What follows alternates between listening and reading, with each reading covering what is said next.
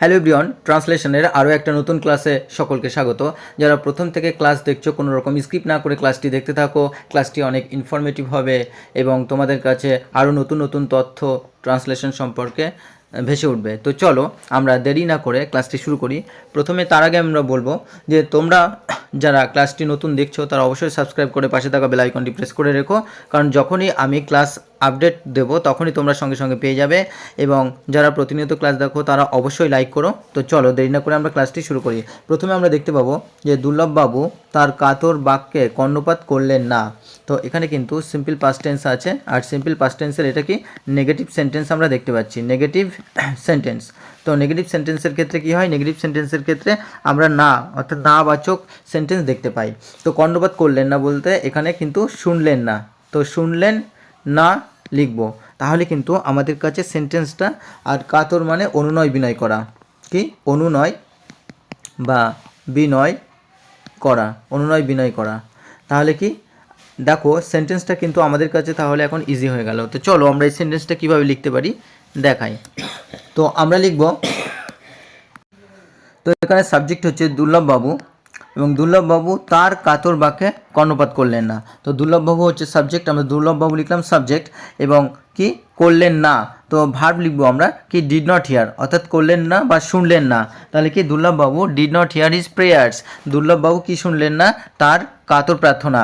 তো আমরা এটাকে অন্যভাবে লিখতে পারি, আরেকটা সেন্টেন্স, সেটা আমরা লিখব যে দুর্লভবাবু সাবজেক্ট, তো দুর্লভবাবু কি did not listen, did not listen কি টু হিজ, কি আমরা বলতে পারি কি প্রেয়ার্স, বা আমরা বলতে পারি did not listen to his prayers, বা এই প্রেয়ার্সের পরিবর্তে আমরা আর কী কী লিখতে পারি, দুর্লভবাবু ডিড নট হিয়ার হিজ, আমরা বলতে পারি রিকোয়েস্ট, তার রিকোয়েস্ট শুনলেন না, বা দুর্লভবাবু ডিড নট লিসেন, বা দুর্লভবাবু ডিড নট হিয়ার হিজ অ্যাপিলসও বলতে পারি আমরা, অ্যাপিলস, অর্থাৎ তার আবেদন শুনলেন না বা রিকোয়েস্ট শুনলেন না, বা আমরা বলতে পারি যে প্লিডিং ওয়ার্ডস, তার অনুনয়কারী শব্দ শুনলেন না। সুতরাং আমরা এই রিকোয়েস্ট, অ্যাপিলস বা প্লিডিং ওয়ার্ডস বা প্রেয়ার্স আমরা কিন্তু এতগুলো শব্দ দিয়ে আরও অল্টারনেটিভ সেন্টেন্স কিন্তু তৈরি করতে পারি। তো চলো এর পরের বাক্যটি আমরা লক্ষ্য করি। পরের বাক্যটি আছে কি ধনঞ্জয় উদ্ভবকে কি সকল লোকের সম্মুখে অপমান করে ধরে নিয়ে গেল। তো এটাও আমরা কিন্তু পাস্ট টেন্সে লিখব, এটাও আমরা পাস্ট টেন্সে লিখব। তো এখানে গেল বোঝাচ্ছে যেহেতু ধরে নিয়ে গেল। তো চলো আমরা এই সেন্টেন্সটাকে কীভাবে করতে পারি দেখাই। তো এই সেন্টেন্সটা আমরা লিখব যে এখানে সাবজেক্ট কি ধনঞ্জয়, ধনঞ্জয় কাকে ধরে নিয়ে গেল, উদ্ভবকে। তাহলে কি লিখব যে ধনঞ্জয় টুক উদ্ভব অ্যাওয়ে, অর্থাৎ উদ্ভবকে ধরে নিয়ে গেল। তো এখানে মেন যে ভাব সেটা হচ্ছে take away, take away, take away অর্থাৎ ধরে নিয়ে যাওয়া, ধরে নিয়ে যাওয়া, টেক অ্যাওয়ে। আর এখানে টুক অ্যাওয়ে কারণ এটা V2 ব্যবহার করা হবে যেহেতু পাস্ট টেন্স রয়েছে। তো ধনঞ্জয় টুক উদ্ভব অ্যাওয়ে, উদ্ভবকে ধরে নিয়ে গেল কি ইনসাল্টিং অর্থাৎ অপমান করে, in front of all the people সমস্ত মানুষের সামনে অপমান করে উদ্ভবকে ধরে নিয়ে গেল, কে ধনঞ্জয় ধরে নিয়ে গেল। তো এখানে সাবজেক্ট, এখানে টুক অ্যাওয়ে ভার্ভ, এবং insulting in front of all the people অর্থাৎ সমস্ত মানুষের সামনে, আর এখানে অবজেক্টকে, অবজেক্ট হচ্ছে কিন্তু এখানে উদ্ভব। তো আর এটা হচ্ছে রিমেনিংয়ের মধ্যে পড়ে। তো সেইভাবে আমরা সেন্টেন্সটাকে তৈরি করলাম। তো এখানে আমরা কয়েকটি ওয়ার্ড দেখে নেব, যেমন টুক অ্যাওয়ে অর্থাৎ ধরে নিয়ে গিয়েছিল, ইনসাল্টিং অর্থাৎ অপমান করে। তো ইনসাল্টিংয়ের পরিবর্তে আমরা কিন্তু এটাকে ডিসঅনারিংও বলতে পারি, ডিসঅনারিং বা আমরা বলতে পারি যে হিউমিলিয়েটিং, অপমান করে, হিউমিলিয়েটিং অর্থাৎ অপমান করে। তাহলে ইনসাল্টিং, ডিসঅনারিং বা হিউমিলিয়েটিং অপমান করে, বা আমরা বলতে পারি কি আউটরেজিং অর্থাৎ অপমান করে, বা আমরা বলতে পারি কি এটা হচ্ছে অ্যাফ্রন্টিং, অ্যাফ্রন্টিং অর্থাৎ অপমান করে। সুতরাং সমস্ত এক্সট্রা ওয়ার্ড এগুলি খুব ভেরি ভেরি ইম্পর্টেন্ট, তোমরা কিন্তু ওয়ার্ডগুলো লিখে নেবে, যত বেশি লিখবে তত বেশি তোমাদের ওয়ার্ড পাওয়ার বাড়বে, এটা আমি প্রতি ক্লাসেই বলি। আর ইন ফ্রন্ট অফ মানে সামনে, বা আমরা এটা বিফোরও বলতে পারি, বিফোর দ্য পিপল অর্থাৎ মানুষের সামনে, বা আমরা বলতে পারি যে অ্যাফোর মানেও সামনে, বা অ্যাফোর দ্য পিপল। তাহলে তোমরা এই দুটো ওয়ার্ড আছে বা এই যে ইন ফ্রন্ট অফ যে ফ্রেজটা রয়েছে এগুলি কিন্তু তোমরা লিখে নেবে। তো চলো পরের বাক্যটি লক্ষ্য করি। পরের বাক্যটি আছে যে দুর্লভের পিসি কাত্যায়নী ঠাকুরন সেদিন অন্নপ্রাশনের নিমন্ত্রণে অন্তপুরে উপস্থিত ছিলেন। তো এখানে কয়েকটা ওয়ার্ড আমরা দেখব। তো এটাও ছিলেন বোঝাচ্ছে, যেহেতু এটাও আমরা কি পাস্ট টেন্সে লিখব। তো পাস্ট টেন্সের গঠন আমরা জানি, তো তবু আমি এখানে একবার লিখছি, সাবজেক্ট V2 প্লাস অবজেক্ট থাকে, এরপর রিমেনিং থাকে। তো সেই হিসাবে এখানে অন্তপুর একটা জিনিস, অন্তপুর অনেকের মনে প্রশ্ন জাগতে পারে যে স্যার অন্তপুর বলতে কী বোঝাচ্ছে। অন্তপুর বলতে কিন্তু যে বড় ঘরের অর্থাৎ বড় বাড়ির যে ভিতরের যে ঘর থাকে, ভিতরের ঘরকে কিন্তু আমরা অন্তপুর বলি। তো এখানে অন্তপুর বলতে সেটাই বোঝানো হয়েছে। আর চলো তাহলে আমরা বাক্যটিকে কীভাবে ট্রান্সলেট করি চলো দেখি। তো বাক্যটিকে আমরা লিখব কি, দুর্লভের পিসি কাত্যায়নী ঠাকুরন সেদিন অন্নপ্রাশনের নিমন্ত্রণে অন্তপুরে উপস্থিত ছিলেন। তাহলে এখানে সাবজেক্ট কি, দুর্লভের পিসি অর্থাৎ দুর্লভস আন্ট কি কাত্যায়নী ঠাকুরন, এটা হলো সাবজেক্ট। দুর্লভের পিসি কাত্যায়নী ঠাকুরন ওয়াজ প্রেজেন্ট উপস্থিত ছিলেন দ্যাট ডে সেই দিন ইন দ্য ইনার অ্যাপার্টমেন্ট অর্থাৎ অন্তপুরের ঘরে বা অন্তপুরে উপস্থিত ছিলেন at the invitation of rice eating ceremony অর্থাৎ অন্নপ্রাশনের নিমন্ত্রণে উপস্থিত ছিলেন। তো এখানে আমরা ওয়াজ প্রেজেন্ট ছিল অর্থাৎ উপস্থিত ছিল লিখেছি, আর দ্যাট ডে হচ্ছে ওই দিন, আর ইনার অ্যাপার্টমেন্ট যেটা আমি বললাম অন্তপুর অর্থাৎ বড় ঘরের ভেতরের যে অংশ সেটাকে, বা বড় ঘরের যে ভেতরে ছোট ছোট রুম থাকে সেটাকে আমরা অন্তপুর বলি। আর অ্যাট দ্য ইনভাইটেশন, তো ইনভাইটেশন হচ্ছে নিমন্ত্রণ, বা আমরা বলতে পারি অ্যাট দ্য সামন্স বলতে পারি অর্থাৎ নিমন্ত্রণ, বা আমরা এখানে কি বলতে পারি, আমরা ইনভাইটেশন সামন্স, বা আমরা বলতে পারি অ্যাট দ্য কলস অর্থাৎ নিমন্ত্রণ। আর এখানে আমরা দেখব সেরিমনি হচ্ছে অনুষ্ঠান, তো এটাকে আমরা বলতে পারি রিচুয়াল, বা আমরা বলতে পারি এটা কি ফাংশন। তো ফাংশন, রিচুয়াল এগুলো আমরা এক্সট্রা ওয়ার্ড এখান থেকে নিলাম, এবং এক্সট্রা ওয়ার্ডগুলো তোমরা কিন্তু লিখে নেবে। আর রাইস ইটিং সেরিমনি হচ্ছে অন্নপ্রাশনের অনুষ্ঠান। তো চলো পরের বাক্যটি দেখি।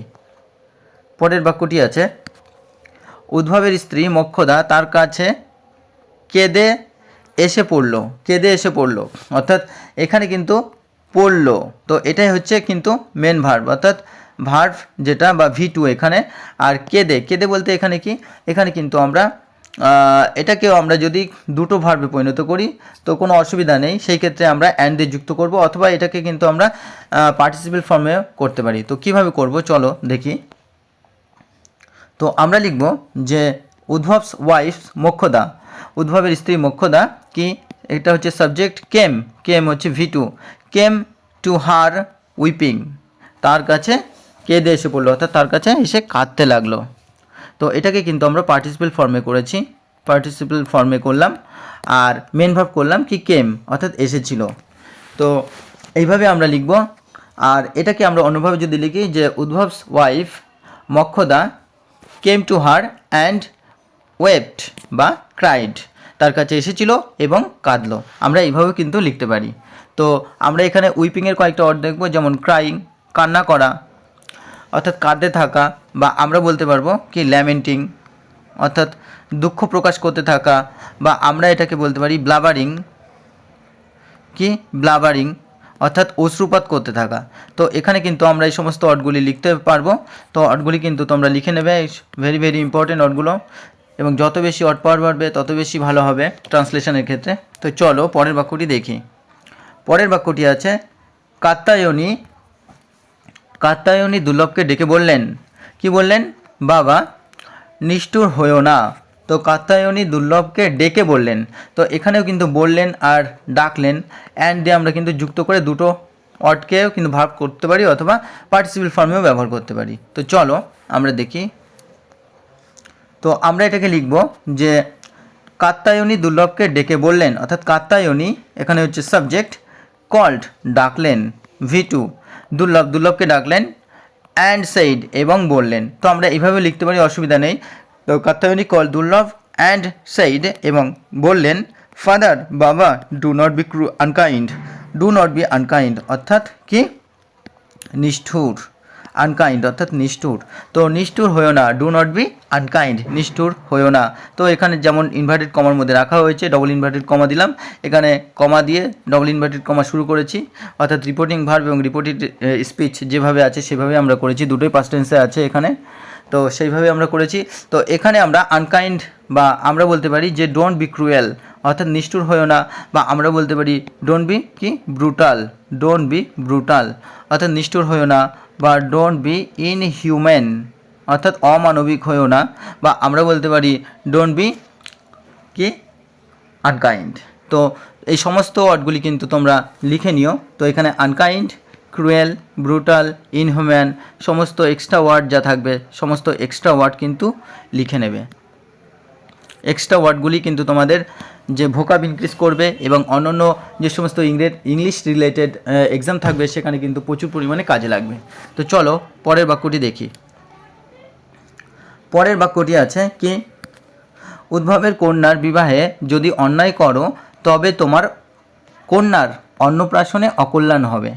তো এখানে যদি এবং তবে, যদি ও তবে, তো এরকম যদি থাকে প্রথম সেন্টেন্সটা আমরা লিখব, কমা দেওয়ার পরে পরের সেন্টেন্সটা আবার শুরু করব।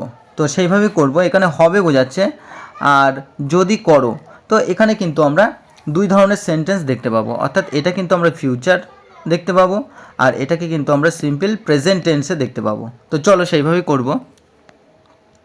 কিভাবে দেখো, যে উদ্ভবের কন্যার বিবাহে যদি অন্যায় করো, তাহলে কি ইফ ইউ ডু, যদি তুমি করো, ইনজাস্টিস অর্থাৎ অন্যায়, in the wedding of Uddhab's daughter অর্থাৎ উদ্ভবের কি কন্যার বিবাহে যদি অন্যায় করো, তো এখানে সাবজেক্ট ডু ভিয়ন, ইনজাস্টিস অন্যায়, আর এটা হচ্ছে অবজেক্ট, আর in the wedding of Uddhab's daughter এটা হচ্ছে রিমেনিং, দেন তাহলে দেয়ার উইল হ্যাপেন অর্থাৎ দেয়ার উইল হ্যাপেন, এখানে যেহেতু সাবজেক্ট প্রথমে বসানো হয়ে গেছে, দ্বিতীয় ক্ষেত্রে আমরা সাবজেক্টকে কি এখানে সাবজেক্টকে আমরা দেখতে পাবো উজ্জ বা সাইলেন্ট। তো যেহেতু জায়গা বোঝাচ্ছে তো আমরা এখানে দেয়ার দিয়ে শুরু করেছি, বা কোনো একটা সময়ে ঘটবে সেই কারণে দেয়ার উইল হ্যাপেন, ঘটবে কি ইভিল, ইভিল বা খারাপ ঘটবে, there will happen evil in your daughter's rice eating ceremony, তোমার কন্যার অন্নপ্রাশনে অকল্যাণ হবে, ইভিল অর্থাৎ যেটা অশুভ বা অন্যায় কিছু হওয়া। তো ডটার্স রাইস ইটিং সেরিমনি অর্থাৎ অন্নপ্রাশনে, তোমার কি কন্যার বা মেয়ের অন্নপ্রাশনে অশুভ বা কিছু ক্ষতি হবে এমন কিন্তু বোঝানো হয়েছে। তো ইনজাস্টিস আমরা এখানে দেখব যে ইনজাস্টিসকে আমরা কী কী লিখতে পারি, ইনজাস্টিস অর্থাৎ অন্যায় কিছু করা বা ক্ষতি কিছু করা, তো এটাকে আমরা কিন্তু বলতে পারি মিসচিফ, মিসচিফ অর্থাৎ ক্ষতি কিছু করো, বা আমরা যদি বলি যে মিসডিড অর্থাৎ কিছু খারাপ কাজ করো, মিসডিড, তাহলে কি হবে, তাহলে কিন্তু অশুভ কিছু হবে, তাহলে ক্ষতি হবে, বা তোমার মেয়ের যে রাইস ইটিং সেরিমনি সেখানেও কিছু ক্ষতি হয়ে যাবে। আর ওয়েডিংকে আমরা কি জানি, আমরা ম্যারেজ বলতে পারি, ওয়েডিং বা ম্যারেজ, বা আমরা এখানে ইভিল, ইভিলের কয়েকটি ওয়ার্ড দেখে নেব, সেখানে ইভিল কিছু হতে পারে, বা সেখানে আমরা বলবো যে ব্যাড অর্থাৎ খারাপ কিছু হতে পারে, বা আমরা বলতে পারি যে ইল অর্থাৎ খারাপ, ঠিক আছে। তাহলে আমরা ইভিল, ব্যাড বলবো, ইল বলবো, যেটা খুশি আমরা লিখতে পারি। আর এখানে সেরেমনি তো আমি জানি, সেরেমনি কয়েকবার আগে তোমাদের লিখিয়েছি যে রিচুয়াল, রিচুয়াল, বা আমরা বলতে পারি ফাংশন, ঠিক আছে। তো তোমরা এই সমস্ত ওয়ার্ডগুলি এক্সট্রা ওয়ার্ডগুলো লিখে নেবে এবং সাথে সাথে বারবার প্র্যাকটিস করতে থাকবে। যখনই তোমাদের কোনো সমস্যা হবে বা কোনো সেন্টেন্স বুঝতে অসুবিধা হবে, ভিডিওটি কী করবে, পজ করবে এবং সেটা দেখে নেবে বারবার। আশা করি তোমাদের ক্লাসটি ভালো লেগেছে। যারা প্রথম তারা অবশ্যই সাবস্ক্রাইব করে পাশে থাকা বেল আইকনটি প্রেস করে রেখো, এবং যারা প্রতিনিয়ত ক্লাস দেখো তাদের অসংখ্য ধন্যবাদ। তোমরা এইভাবে লাইক, কমেন্ট, শেয়ার করতে থাকো এবং চলো দেখা হবে পরবর্তী ক্লাসে। ধন্যবাদ।